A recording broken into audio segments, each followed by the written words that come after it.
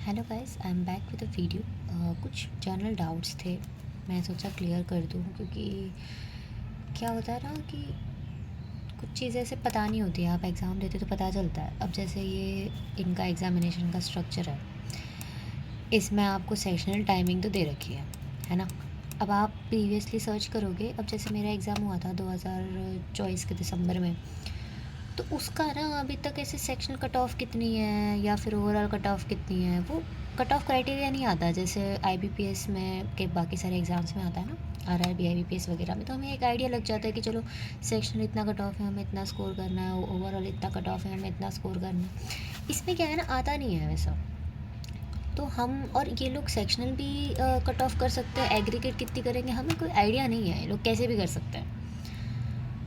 तो हमें बस इतना सा करना है कि हमें सेक्शनली भी अच्छा परफॉर्म करना है और ओवरऑल भी अच्छा परफॉर्म करना है, ताकि मतलब ये लोग लास्ट में कैसा स्कोर कार्ड बनाने का वो करते हैं decision, we don't know. Look, I have given exam in 2024 December and I got the scorecard this year, I guess in Feb, Jan or Feb something. तो इसलिए यार इट्स बेटर कि आप अच्छा परफॉर्म करो अपने ईच उसमें सेक्शन में। दूसरा ये है कि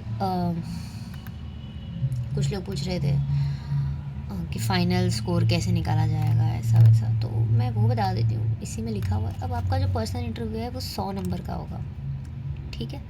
अब इसने क्या बोला है कि कम से कम हमें, अगर आप जनरल कैटेगरी के हैं तो कम से कम आप ये मान लो कि हमें 50 तो स्कोर करना ही है, और आप अदर कैटेगरी के हो तो आपको 45 तो स्कोर करना ही है।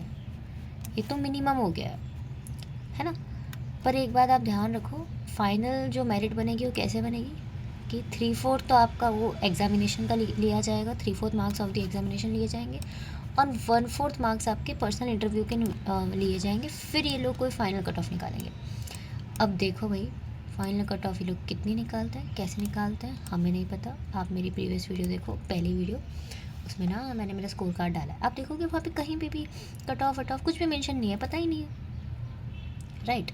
सो इट्स जस्ट कि आप अच्छे नंबर लाओ। अब फॉर एग्ज़ाम्पल कि आप यहाँ पे ला रहे हो टेस्ट में 100 नंबर, तो उसका 3/4 निकलेगा।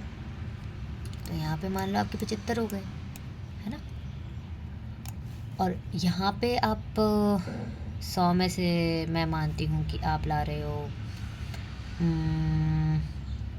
मैं मानती हूँ कि आप ला रहे हो 80, ठीक है। अब आप 100 में से 80 लाओगे, उसका निकाल लो 1/4, है ना, 20 हो गए। अब ओवरऑल कट ऑफ लोग कितने निकालेंगे हमें नहीं पता। यहाँ पे आपके ओवरऑल जो बन रहे हैं वो बन रहे हैं आपके 95।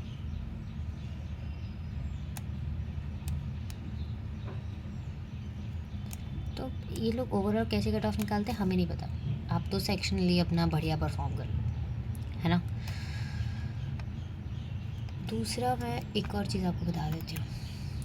अब जैसे इसका जो पूरा वो होता है ना, इसमें सिर्फ एक ही टेस्ट होता है, राइट। ऑनलाइन टेस्ट होगा, आपका डीवी होगा, आपका पर्सनल इंटरव्यू होगा। अब भाई एक चीज़ याद रखो, मैं पिछली बार जब इंटरव्यू देने गई थी, मेरा इंटरव्यू हुआ था फरवरी में, नहीं आई गेस 3 मार्च को हुआ था, या 3 मार्च आई गेस, या। तो उसमें ना भाई आप है ना, ये जो पूरा डोमिसाइल वाला है ये अच्छे से पढ़ के जाना, ठीक है। क्योंकि फिर अगर आपके पास किसी के पास डोमिसाइल नहीं हुआ तो आपको वो भेज देंगे वापस। हमारे वहाँ पे बहुत लोगों को वापस भेजा था, लाइक इंटरव्यू के लिए आए थे, इंटरव्यू डीवी एक ही दिन होता है, पहले डीवी होगा फिर आपका इंटरव्यू होगा, वो वापस भेज रहे थे। ऐसा नहीं होना चाहिए। अब इसने बोला है कि आपके पास एक वैलिड सेल्फ डोमिसाइल सर्टिफिकेट होना चाहिए, आपके स्टेट से आपने अप्लाइड किया या फिर आपने 10th और 12th में वो पढ़ा हो, एम आई राइट। तो ये याद रखना। मेरा तो गुजरात, मैंने गुजरात से पढ़ा था, मेरे पास गुजरात का डोमिसाइल था, तो मुझे तो कोई प्रॉब्लम नहीं हुई।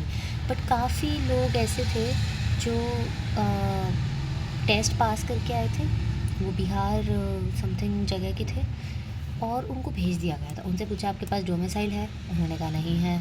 उनसे पूछा आपके पास 10th-12th मार्कशीट में आपने गुजराती पढ़ी है, उन्होंने कहा नहीं है। तो भाई आई एम टेलिंग यू, वो लोग भेज देते हैं आपको। आपको वापस आपके वो दूसरे डॉक्यूमेंट भी नहीं देखेंगे और आपको वो वापस भेज देंगे। तो अगर आपने अदर जोन से भरा है and you don't have both these things, don't go, क्योंकि वो लोग निकाल देते हैं, लिटरली निकाल देते हैं।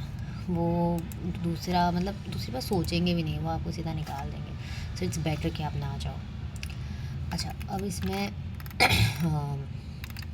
क्या क्या होगा, तो हमें पता है कि हमारा एक टेस्ट होगा, फिर हमारा इंटरव्यू होगा और एक प्री रिक्रूटमेंट मेडिकल टेस्ट होगा। अब देखो, ओटी भी क्लियर करना ज़रूरी है।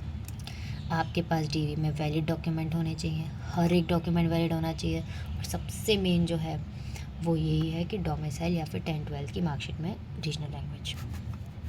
दूसरा, पर्सनल इंटरव्यू क्लियर हो गया। अब ये दोनों क्लियर होने के बाद भी प्री रिक्रूटमेंट मेडिकल टेस्ट जो है ना, ये भी ऐसा है कि अगर इसमें आपका नहीं हुआ, हम बहुत सारे लोग एक साथ मेडिकल टेस्ट देने गए थे, तो कई लोग मेडिकल टेस्ट में फ़ेल हो गए, किसी के क्या निकला, किसी के क्या निकला। आपको वो दोबारा मौका देते हैं दोबारा मेडिकल टेस्ट कराने के लिए, ठीक है, उसमें भी नहीं होता, फिर आपको नहीं बुलाते हैं। तो ये सारे सेक्शन क्लियर करना थोड़ा इसमें वो प्रॉब्लम आती है। आप शायद एक समय के लिए ऑनलाइन टेस्ट क्लियर कर लो, लेकिन फिर डॉक्यूमेंट वेरिफिकेशन ये वो, तो इस सब के लिए प्रिपेयर रहना और स्पेशली अपने डॉक्यूमेंट्स एकदम प्रिपेयर रखना। आपके स्टेट का डोमिसाइल अगर आपका नहीं बना हुआ है, आप उसी स्टेट के हो, तो भाई बनवा के रखना बहुत ज़रूरी है। So that's all for today. मैंने सोचा कि I should share my experience, जो मेरा एक्सपीरियंस रहा IDBI बैंक में ड्यूरिंग द सिलेक्शन प्रोसेस।